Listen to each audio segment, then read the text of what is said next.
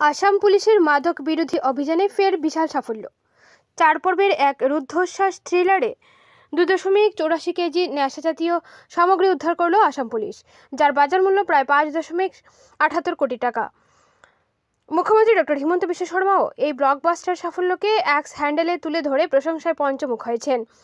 তার টুইটে ছিল, সাইনেমেটিক ইউনিভার্স ব্লকবাস্টার নেটফ্লিক্সের মতো শব্দ।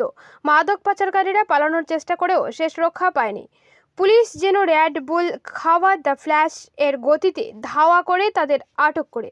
পুলিশের এই দ্রুত ও সফল অভিযানেই প্রমাণ করে, ক্রাইম যদি সিনেমা হয় তবে শেষ সিন লিখবে পুলিশই। কিন্তু এত অভিযানের পরও কেন থামানো যাচ্ছে না নেশার কারবার? বারবার মাদক কারবারিরা ধরা পড়লেও নেশার রমরমা আটকানো যাচ্ছে না। সীমান্ত পেরিয়ে আসা মাদকের সহজলভ্যতা এবং পাচার চক্রের শক্তিশালী নেটওয়ার্ক এই সমস্যার মূল কারণ বলে মনে করা হচ্ছে।